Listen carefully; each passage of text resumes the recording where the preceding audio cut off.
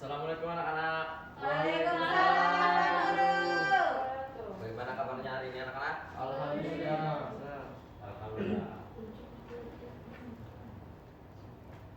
Sebelum kita mulai anak-anak, mungkin ada satu kelas pimpin doa terlebih dahulu.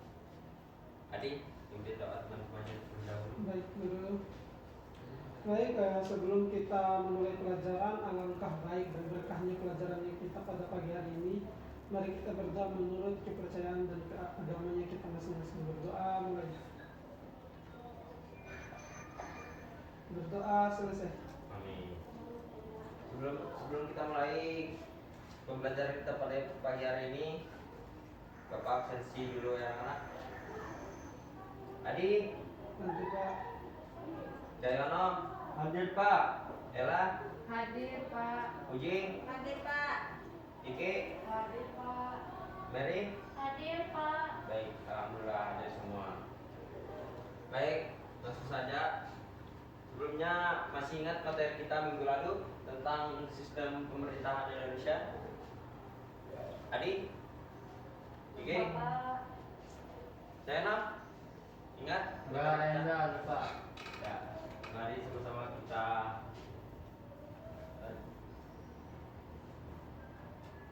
perhatikan materi yang saya sampaikan. Adapun tujuan pembelajaran kita pada pagi hari ini adalah menjelaskan pengertian sistem pemerintahan, kedua menjelaskan sistem pemerintahan Indonesia, ketiga menjelaskan bagaimana pembagian kekuasaan di sistem pemerintahan Indonesia, dan menjelaskan perbedaan sistem pemerintahan presidensial dan parlementer. Baik, sebelumnya ada yang sudah tahu apa itu sistem pemerintahan di Indonesia? Ya Pak. Ya, apa lagi? Sistem pemerintahan di Indonesia adalah struktur dan proses yang mengatur cara sebuah negara bagaimana dia mengelola kekuasaannya, seperti itu Pak. Baik, Jono bisa ditambahkan? Saya mungkin Jadi?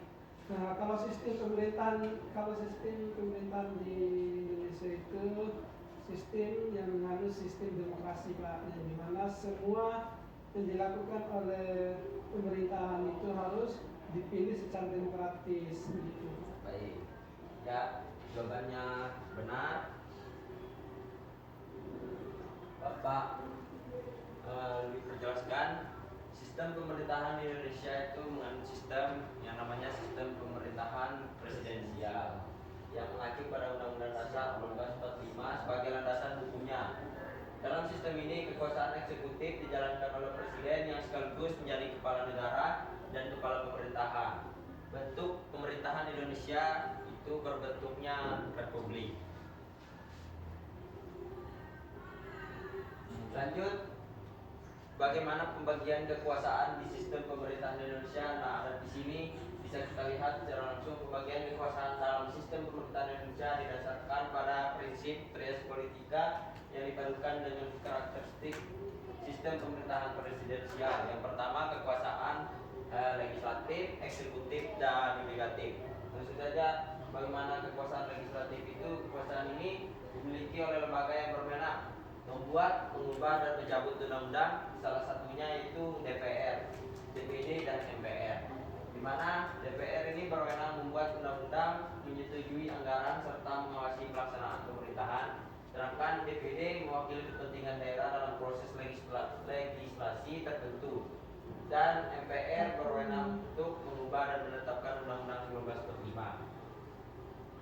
Dan kedua, adapun kekuasaan eksekutif, di mana kekuasaan eksekutif ini dipegang oleh presiden, wakil presiden, dan kementerian.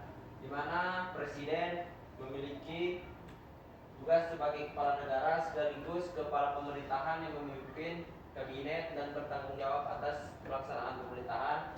Dan kedua, wakil presiden yang membantu dalam menjalankan tugasnya, dan kementerian membantu presiden di bidang tertentu untuk melaksanakan tugas pemerintahan.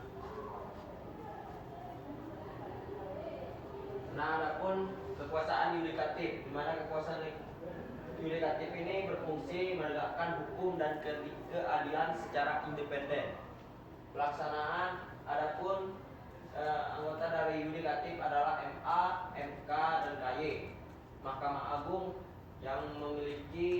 tugas mengawasi dan memutuskan perkara di tingkat kasasi. Kedua, Mahkamah Konstitusi berwenang menguji undang-undang terhadap undang-undang dasar, penyelesaian kewenangan antar lembaga negara, membubarkan partai politik, serta memutus menghalangi hasil pemilu. Dan Komisi Yudisial berfungsi sebagai mengawasi perilaku hakim dan mengusulkan atau menunjuk hakim agung. Nah, adapun di sini perbedaan dari sistem pemerintahan presidensial dan parlementer. Kita ketahui sistem presidensial adalah sistem di mana kepala negara dipimpin oleh presiden yang menjalankan fungsi sebagai pemimpin negara sekaligus pemimpin pemerintahan, di mana presiden ini dipilih langsung oleh rakyat, di mana presiden memiliki masa jabatan tetap yang tidak bergantung pada parlemen, di mana masa tetap pemerintah presiden itu 5 tahun sekali. Adapun kelebihan dari sistem presidensial yaitu stabilitas pemerintahan lebih tinggi karena masa jabatan presiden tetap yaitu 5 tahun tadi. Pembagian kekuasaan yang jelas mencegah dominasi satu lembaga, yaitu pembagian kekuasaan seperti tadi, eksekutif, legislatif, dan yudikatif. Dari pemaparan materi di depan, mungkin ada yang bisa menyimpulkan sedikit, Jayana, sebelum kita bagi kelompok. Yalah, Jayana bagus. Ya, langsung saja Bapak bagikan kelompok. Ya, kelompok pertama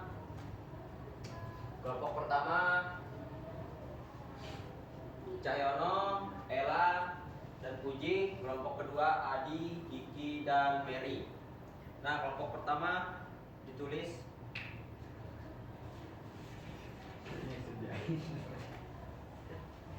Ya, kelompok pertama analisis apa kelebihan dan kekurangan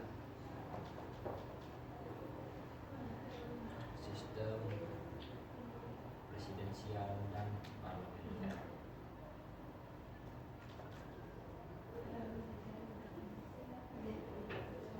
Kekurangan sistem presidensial. Ya, kelompok kedua tadi Adi, Mary sama Kiki mencatat. Kelompok dua dua kelompoknya itu menjelaskan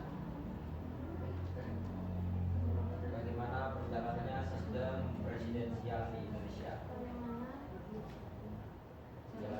Menjalankan sistem presidensial di Indonesia. Baik, Bapak beri waktu 5 menit. Nanti satu kelompok maju untuk dipresentasikan. Berapa menit, Pak? 5 menit. Dari hitung dari sekarang.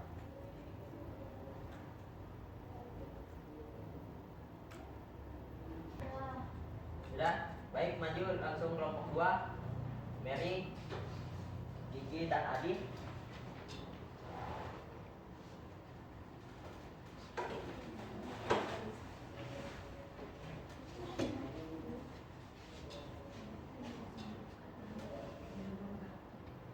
Baik, kita dari kelompok 2 akan mempresentasikan hasil diskusi kami tentang menjelaskan bagaimana menjalankan sistem presidensial di Indonesia. Yang pertama, pelaksanaan sistem presidensial secara pemilihan umum dilaksanakan secara serentak untuk memilih presiden dan anggota legislatif sehingga memastikan bahwa presiden dan legislatif memiliki mandat yang sama dari rakyat-rakyat. Yang kedua, pembentukan kabinet. Presiden membentuk kabinet yang terdiri dari menteri-menteri yang bertanggung jawab pada presiden, sehingga memastikan bahwa kebijakan pemerintah dapat dilaksanakan secara efektif. Mungkin segitu yang dapat saya sampaikan. Saya kembalikan ke moderator.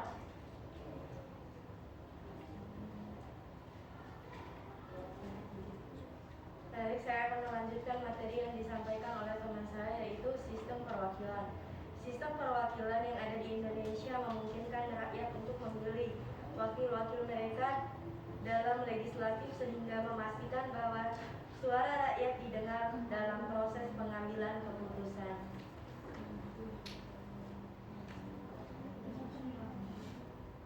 Baik, mungkin itu saja. Apakah ada teman-teman yang ingin bertanya? Ditanya bagi kelompok lain? Ella, tanya yang dirasa kurang.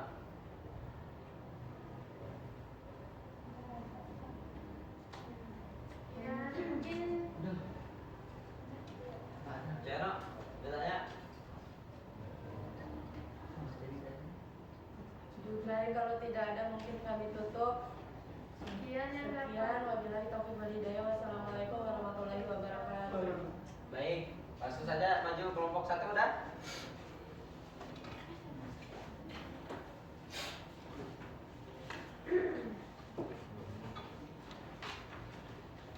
Analisis bagaimana apa saja kekurangan, kelebihan dari sistem presidensial dan parlementer.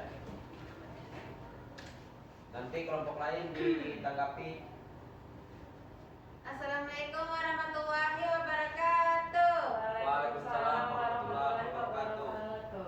Kami dari kelompok 1 ingin mempresentasikan hasil diskusi kami dengan judul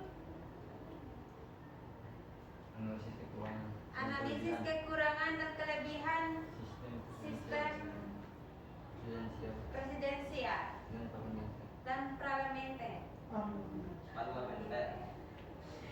Baik, akan disampaikan oleh materi pertama yaitu Cahyono. Baik, langsung saja berkaitan dengan sistem presidensial. Di sini ada 3 kelebihannya. Yang pertama itu tentang stabilitas eksekutif, yaitu berkaitan dengan presiden dipilih secara langsung dan memiliki masa jabatan misalnya 4 atau 5 tahun. Sekarang yang terjadi di Indonesia itu 5 tahun dalam satu periode.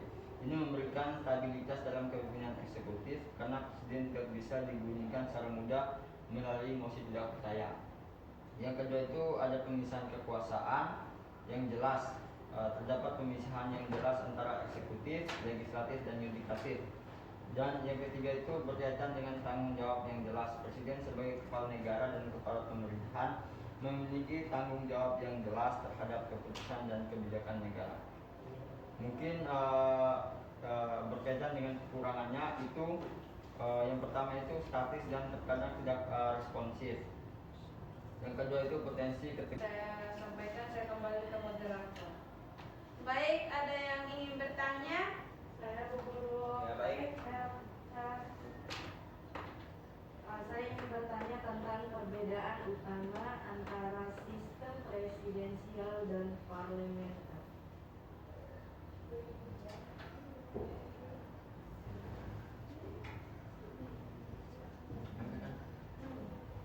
Baik, saya akan menjawab pertanyaan dari Rizky Mulyana.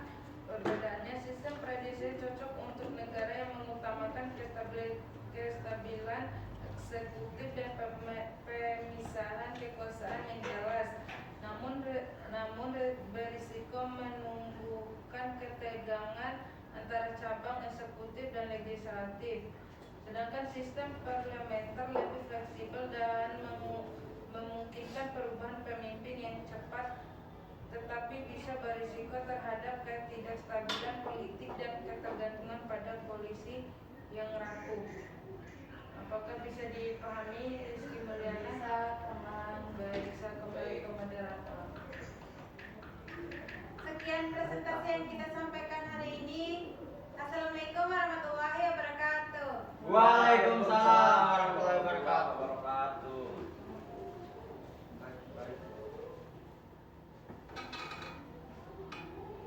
Ya, terima kasih kepada anak-anak yang telah mempresentasikan.